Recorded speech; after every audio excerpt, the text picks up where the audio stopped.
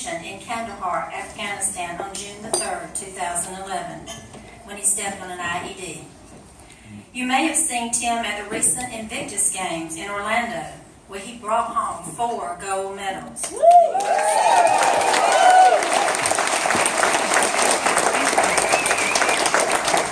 You met his mother, Shirley, earlier today. Now please join me in welcoming Tim.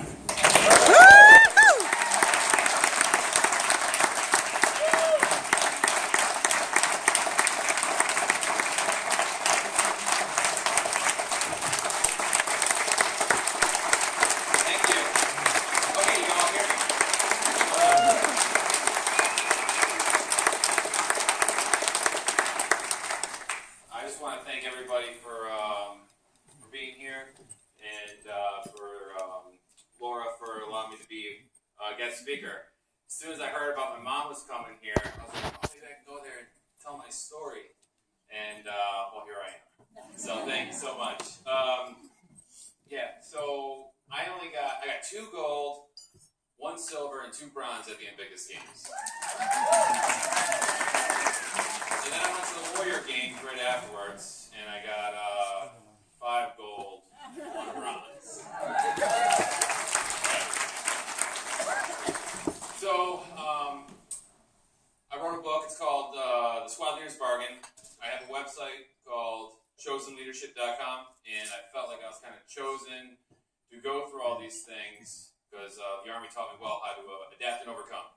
And I'm thankful that I've been able to endure all this stuff so I can help out my battle buddy to my left and right.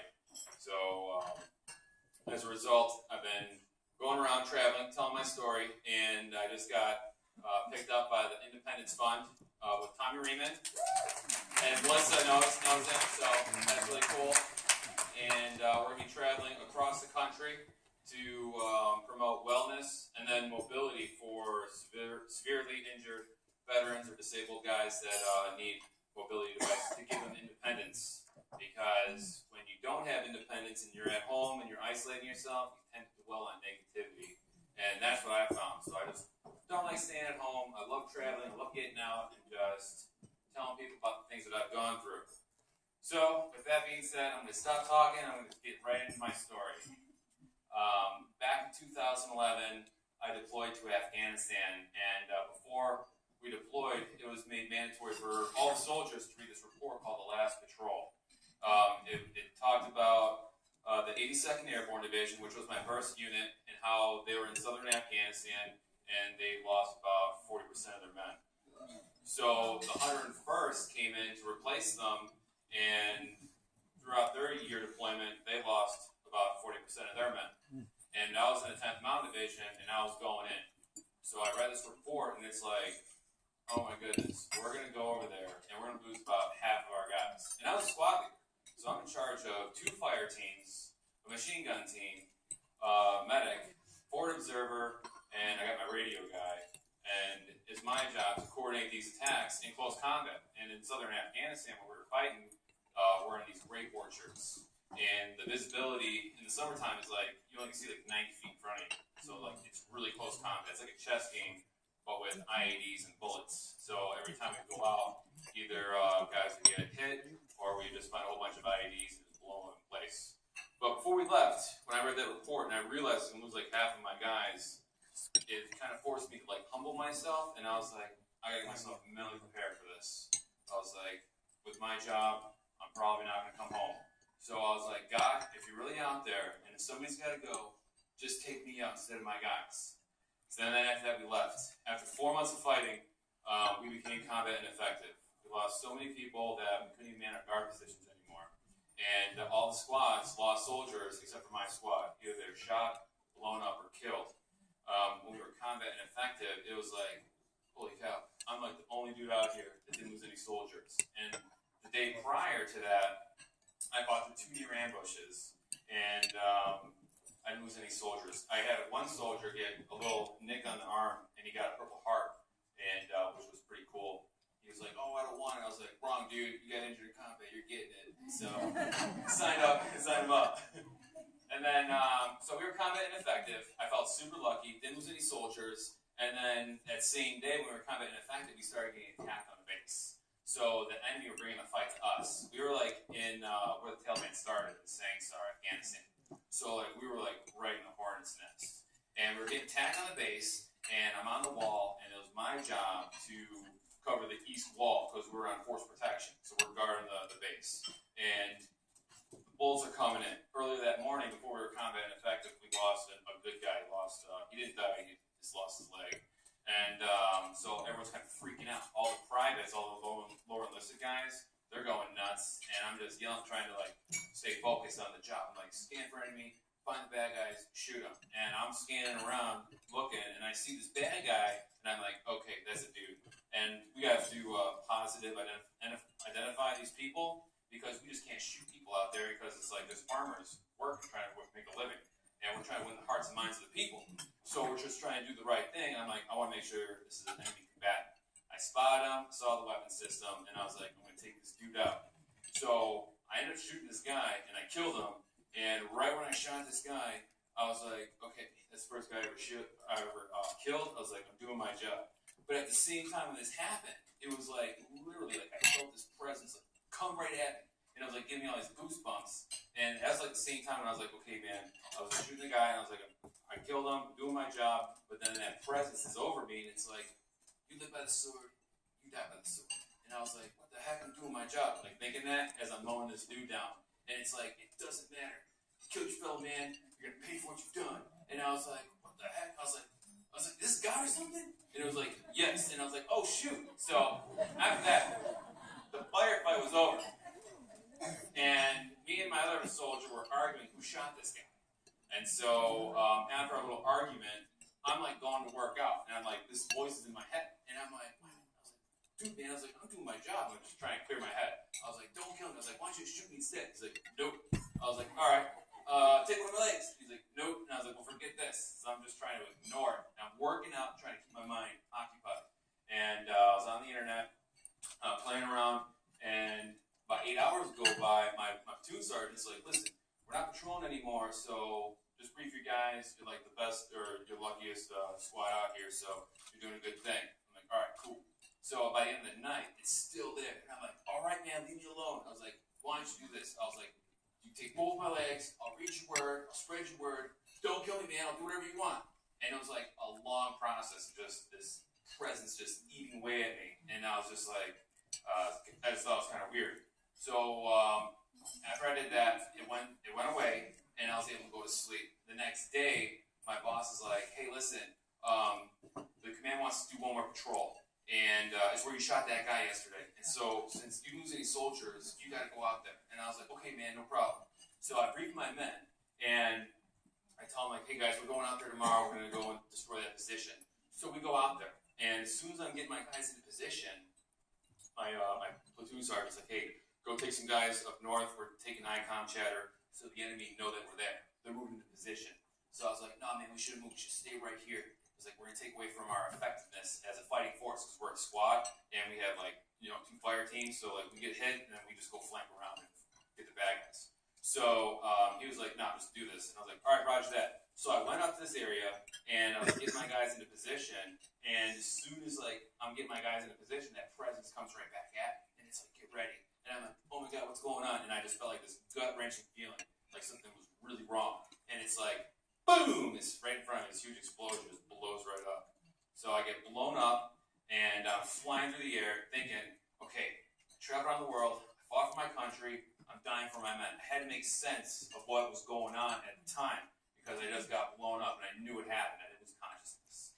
So I'm laying there, my guys got on top of me. 8 tourniquets later, they got me out of it. The one guy had to stick his whole hand inside of me to clamp the artery.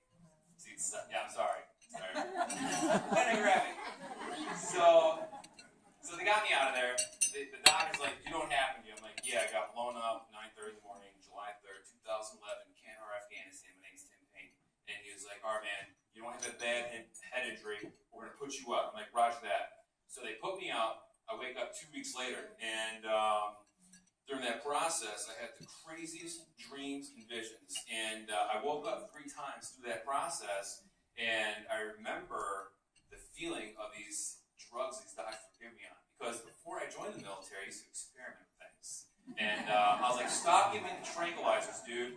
I was like, they're giving me ketamine. So once that stopped, I had even more crazier dreams. And then I actually had a dream like nuclear war and stuff. And so like I wake up and the first words I see my dad. I'm like, Dad, nuclear war is no good. And he's like, Ted, you got injured in Afghanistan. You're safe. And I was like, I know where I'm at. So like I literally had that outer body experience that like you hear about on TV.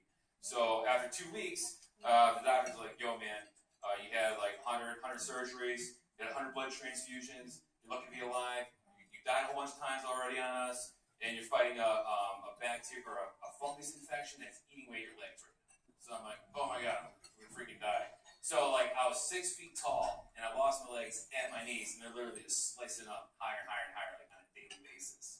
So they had me so medicated, I was just going with the flow. I was like, whatever, roger that. And then one day they're like, hey man, we're gonna do a hit disarticulation on you. And I'm like, all right, whatever, roger that. And then the doctors leave. I'm like, hey, what is that? They're like, we're gonna pop out your head. I'm like, whoa! I was like, nope, I'm done, dude. Not gonna happen. I was like, I'm done fighting. I was like, that's it. I was like, I'm not gonna let you guys take any more.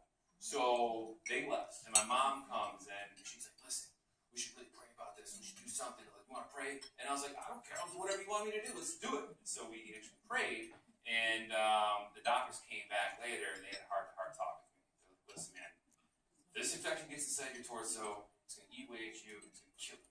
And in that report, the last patrol, it actually talks about a lot of guys that were dying from just the infections. So even before I left, I was like, man, these infections are going to kill me. So I was like thinking about that stuff. So I agreed to the surgery. The next day I go down to surgery. Some other doctor just goes into the OR and he's inspecting the wounds. And he's like, hey man, don't take it out. Keep it in. Let's see what happens. Got done with the surgery. They're like, hey man, save the hip. And also things started turning around and start beating the infections. And things were going good. But shortly thereafter, my mom and I kind of had a falling out because with a major injury, you have, and if there's strife within families, there comes a division sometimes. So like people work against each other, and long story short, we just had a falling away. A year goes by, and I had multiple surgeries afterwards. I had a colostomy, so they had to do a reversal. I had HO, which is like abnormal bone growth in the legs. So like I had like a rhinoceros horn growing out of my femur. It was crazy looking. So they had to do all these surgeries, doing all these follow-up surgeries, and in the meantime, they're just prescribing more pills. Pills. So many pills.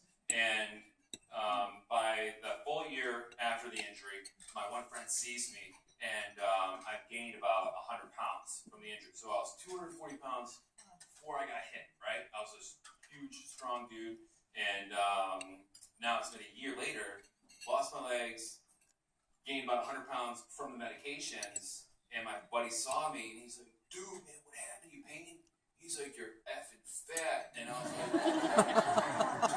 like, literally, I was so numb to the world. But when he said that to me, I was like, oh my God, he said that. But I need that. As a grunt, we need that. We're like, yo, dude, screw it up, do it right, do it now. And it's like, okay, roger that. So I was having this little self-assessment on myself, and I knew that I had to make a change. A month goes by, and it's coming up on Veterans Day, 2012, and I'm on these medications, and my buddy invites me down to his house in Wilmington. I go down there. This is the guy I knew since high school, right? And like I said before, I used to screw around a lot when I was in high school, doing stupid stuff, drinking, smoking pot, being a fool. And I get down there, and he's like, stop taking his medications, here, smoke this. And I was like, at this point in my life, I don't even care, I'll do it. I took one hit of pot, and I realized, like, man, I can't believe I fell down this far in my life. Gained 100 pounds, freaking, now I'm smoking pot, and like, what the heck? But at the same time, that presence that I felt that year prior, before I got injured, came right back at me. And it's like, get off all these medications. Right now, it's killing you. And I was like, holy crap. It was like, I could take a step back in my own mind and just analyze the whole year instantaneously. Be like, this is what happened. These medications have done this. This is where you're going now. You can continue this, you're definitely going to get killed. And you're going to die from this. And I was like, I got to stop. So I went back to my doctors. I'm like, I'm done taking these meds. And they're like, no, you got to follow the plan. I was like, no, I need to change. I was like, look how much weight I gained. They're like, no, just stay the course. And I was like, F the course. It's my body. It's my plan. I'm done. So I knew that I cold turkey the meds except methadone, and I just had to wean myself off of it. I got off of it, and then I'm starting to feel all this pain from all the surgeries and stuff. And it's like, oh man, I gotta get this stuff out of my system. And then I started going through withdrawal from the meds. So I'm like having these cold sweats. I'm always feeling hot. I think it's kind of like the same as menopause. I don't know. I'm not a woman. Maybe. As a result, I started swimming. I was like, I gotta equalize my body temperature. So I started swimming, going back and forth. And I only do like 5 laps at a time. That's all I could do. And so the first week was five laps. Second week, get up to 10. Third week, doing 15, 20, 25, 30, all the way up to 40. But at the same time, I'm in all this pain. I'm channeling the pain straight into the pool. And I started thinking about all things that happened in the past. It's like, why did I live? Why am I here? Why did I make it? I was like, then I started thinking about my failures. Like, I joined the Army right after 9/11 to be a Ranger, right? Well, I never made it. I got injured. And then I went to the 82nd, and I tried for Special Forces after 2 deployments. The same day I went to try out, the recruiter was like, hey, listen, this is what to expect. This is what the training's going to consist of. Take the weekend and talk it over with your families, and you can come back on Monday and sign your waiver. And I was like, dude, I am ready to rock and roll right now. And he was like, you really want to be Special Forces? I was like, yeah. He's like, the first rule about Special Forces is follow effing orders. And I was like, okay, roger that. Monday comes around, I get orders for Army recruiting.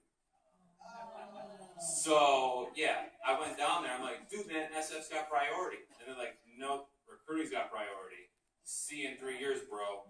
And I was like, shoot, man. Well, I joined the Army and I learned the Army values. Loyalty, duty, respect, self-service, honor, integrity, and personal courage.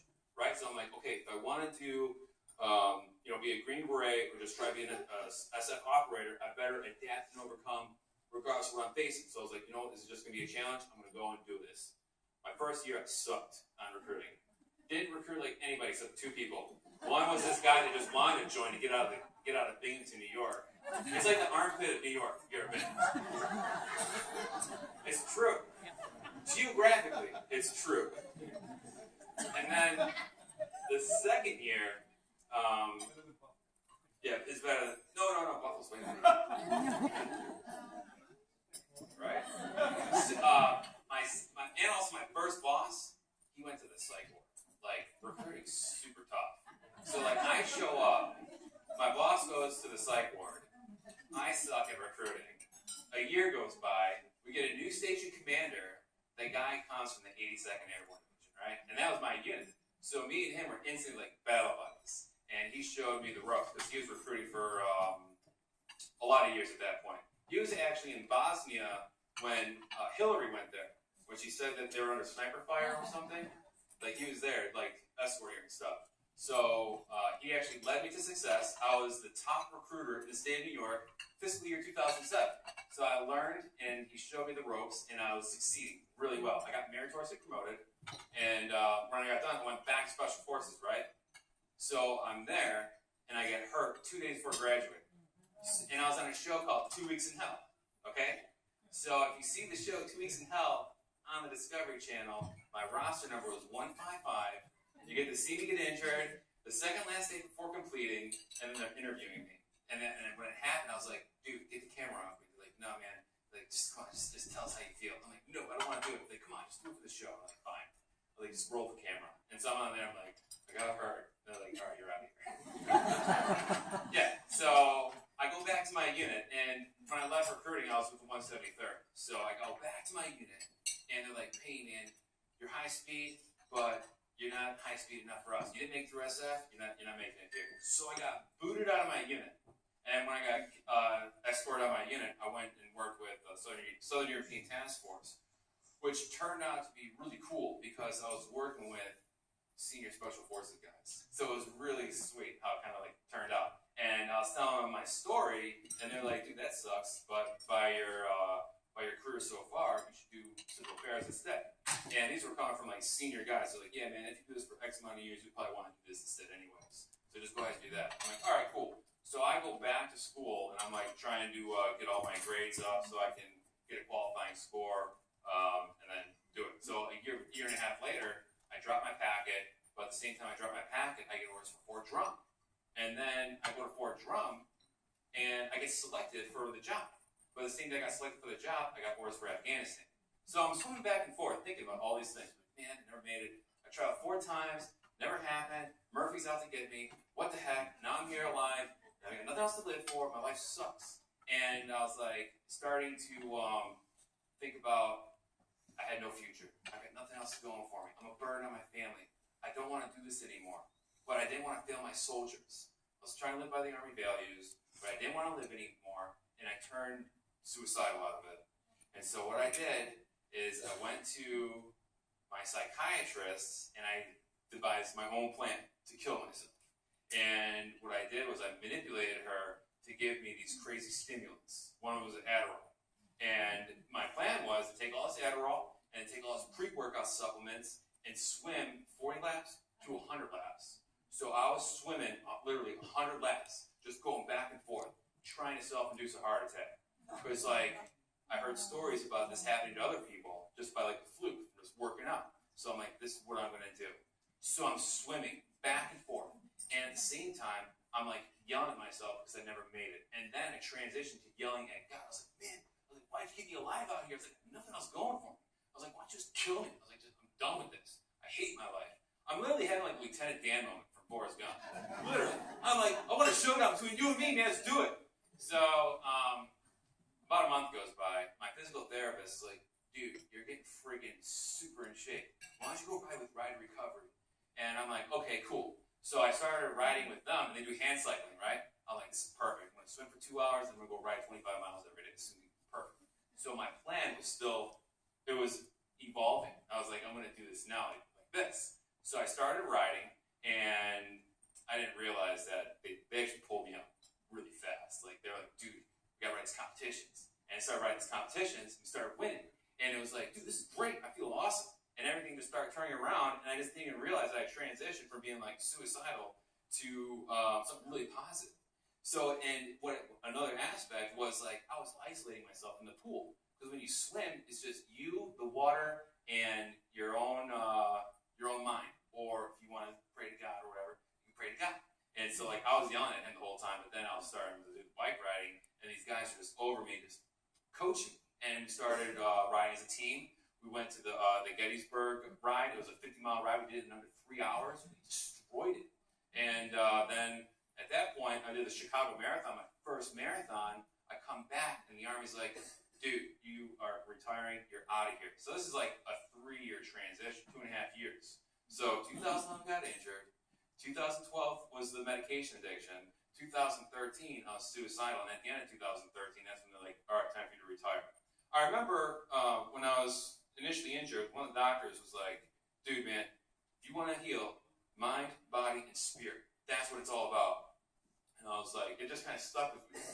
And so far I was good with, my body was healed to the best of its ability, and my mind was good, so I was cured. I felt like I had a new drive. I'm going to do this for my guys. And then next thing was, it's like, oh shoot, I'm transitioning out of the military. What do I do out of the military? I've done this for 11 years. I was like, crap, man, I'm going to be a failure. I was like, I don't want to lose. Every time I drive back and forth from Walter Reed to the apartment, I can see all these veterans, just homeless guys, all these Vietnam veterans. And like, I pull over and I'm like, hey, man, like here's like $20. Like, get off the street or something. Now I'm telling them that there's programs. And so I just didn't want to end up in their situation at all. So I'm like, I got to figure out how this all works out. So I started like reading about like what to do on the outside, and I got interested in biomedical research with stem cell surgery, right? And they're doing like they can like recreate like organs. They're working on they can do bladders for people that like get in car accidents, their bladder ruptures. They can literally take your cells and recreate the bladders. And so I'm like, whoa, this is super awesome. Wait till they make the freaking legs again. I was like, I'm gonna do this. I'm like literally thinking about the Amazing Spider-Man, right? I want to be Dr. Connors. I want to be the guy that turns into the lizard. I was like, if I do this, go to school for this, I'll be that guy. I don't care. I'll do it. So I'm getting ready to retire, and I'm telling my ex-wife, I'm like, listen, I was like, your brother's on unemployment. We need help moving. I feel bad that you have to pack everything because I can't pack nothing. I mean, look at my arm. When I got blown up, my whole arm was just ripped wide open. I was like looking at my arm like, oh shoot, that's not right. And I could see the bones. Look at chicken wing. Like, you know, you take a bite of a chicken wing. That's what it looked like. So, yeah, I'm really vivid. Yeah. So I was telling her, I'm like, listen, I feel bad that you have to pack everything. Tell your brother to come down here, help us move. Tell him to be February 5th. We're leaving on the 7th. It's perfect timing. Well, I'm going to work out and doing all this PT. I'm coming home every day asking if she asked her brother. She never asked. After a couple of weeks, we started getting into huge arguments, and I was getting pissed. And she was just like, just leave me alone. And I'm like, fine, whatever. Happy wife, happy life. Roger that. Got it. February 5th rolls around. Her brother was ending up hiking on a mountain, right? He fell off the mountain. He died. We got a phone call at 6 o'clock that evening that Stephen fell off the cliff and died. And so I'm like, instantaneously, I have survivor's guilt. I'm like, why did he die? I was like, why did he die? I was like, why didn't I die? If anybody just deserved to die, it should have been me. I was like, he had his whole life ahead of him. He's 21 years old, really cool guy, super humble, super cool. And I was just like, wait a second. I was like, whoa. I started realizing, like, I never had time to reflect. I'm like, wait a second. I was like, I fought through suicide a few months ago. And I was like, whoa. And I was like, I fought through medication addiction also the year prior. And I was like, I had crazy dreams and visions before when I got blown up. I'm like, I don't know what any of this stuff is. And then I'm like, wait a second. I made 2 little prayers before I got blown up. And then it came true. I was like, I think this is the sign. So I'm literally telling this to my ex-wife before we were married. I was like, yo, I don't know what this means, but I think this is a sign. Can you help me figure this out? She's like, no, I don't have anything to do with it. I'm like, it's fine. I was like, you just lost your brother. Got it. So as a result, I'm asking my mom, I'm like, hey, what do you think I should do? She's like, read this book. I got this book called The Harbinger, right?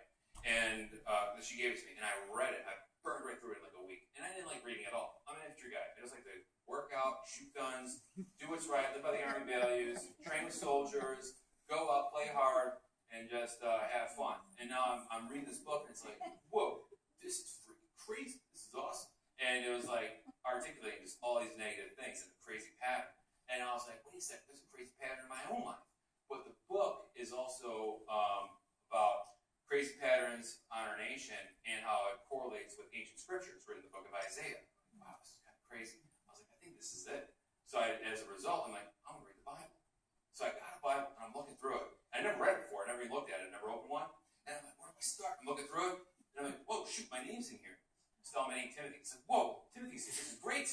I didn't know this. Yeah, no, I'm from New York. Not everybody's like how y'all are down here. So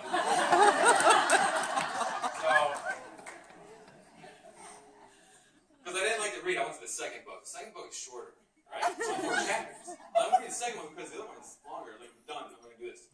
So I'm looking through it. I'm like, before I even read, I'm like, okay, so all the scriptures are numbered. What does my call sign say? I go to my call sign. My call sign was 2-3. It says, thou therefore endure hardships as a good soldier of Jesus Christ. And at this time, I fought through all these different things, tried out for special forces 4 times, never made it. It was 7 trials that I went through my life, and I never get to accomplish things. And I'm like, whoa, this is super intriguing. And I thought it was like speaking to me. So I'm like, I'm going to figure this out. And I started reading the New Testament. I read Matthew. I got to chapter 26, verse 52. It says, all who pick up the sword will perish by the sword. And I was like, that's what I heard when I machine gunned that guy down. I was like, holy crap, that is crazy. Then I got to the next book, in Mark chapter 9, verse 45. It says, if thy feet offend thee, to cast them off thee. It's better to enter to let maim than for the whole body to perish in hell. And I was like, holy crap. I was straight up bargaining with a man. I didn't even realize what I was doing. I was like, this is crazy. I got to Luke, and Luke talks about, well, actually, it was more resonating, not who Jesus was. Lived a sinless life, born of a virgin, died on the cross for our sins, resurrected 3 days later, pray to him, believe in him, through his ways, that he'll baptize us with the Holy Spirit. And I'm like, okay, I got that. Got to the book of John, chapter 15, verse 13. My reverend buddy over here said that one. no greater love there's no greater love than for a man laying down his life for his friends. And I was like, that's what I said even before I left for Afghanistan. I was like, if somebody's got to go, you got to take me out instead of my guys, because I didn't want to live the survivor's guilt. So I was like, whoa, this is freaky. I was like, this is nuts. Crazy pattern. I'm like, this is a crazy pattern in my own life. So as a result, I read the Old Testament. I read Numbers. The book of Numbers is like a book of war. And the first chapter, third verse, talks about all who are called to serve in war are the ages of 20 and above, right? Well, when I joined the Army, I wanted to be a Ranger, and I graduated 2001, right? Well, I had to go to summer school because I was always screwing around. And so I graduated August 2001. The next month, 9/11 had a ban. So I was like 19 at the time. And I took the test, the ASVAB, and I didn't get a qualifying score for Rangers. So I was like, I'm not joining nothing. I was like, I'm going to have it in my contract. I want to have a guaranteed job. So I started paying for my own tutoring, and I went to tutoring for 6 months. I retook the test, got a qualifying score, signed my contract just before I turned 20 years old. And so it's like, whoa. I was like, and I left when I was 20, so I was like, this is kind of crazy. It's a crazy pattern. Same book, chapter 4, verse 3 says, all who are called to serve God at the ages of 30 until 50 years of age. So I got blown right before I turned 30 years old. Whoa. I was like, man, this is crazy. So I'm thinking, and I'm reading, and I'm just dwelling on all these things. And I'm like, wait a second. Okay, so there's a crazy pattern going on. What if my birthday says anything? So my birthday is November 16th, right? And I skipped the first book of Timothy. So the only place where I can go for 1 Timothy 1:16 is 1 Timothy 1:16, right? I want to paraphrase it a little bit, but it pretty much says you'll see a pattern of believing Jesus. And I was like, damn. I was like, all right, man. I was like, you're the man. I was like, I got it. I see it. I'm so thankful that I got blown up, because I would have never found these things, because there are guys out there that get killed that don't know these things. And I was like, whoa. So I was like repenting. I'm like, all right, man, I'm sorry for everything I've done. I'm doing these things right. It's like, you got to give me a sign. Give me the baptism of the Holy Spirit. And that's what's articulated in the New Testament. And I did that. Bam, it happened. And all my suicide, all my depression, everything negative was gone. Out of there. No problem. Just disappeared. And I have the energy that I have now, because it's just like, I'm so motivated for other guys that are just fighting that battle. For medication addiction, depression. They're isolating themselves. Oh, I care about their wellness. I want to get out there. I want to talk to them. I want them to get better. Give them that independence back. Like I got that. Thank you.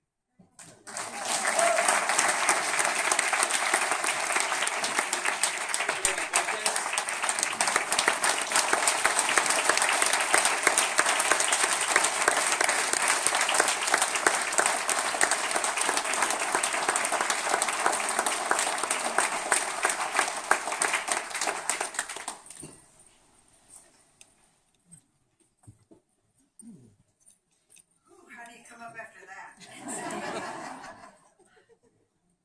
Thank you, Tim, for your powerful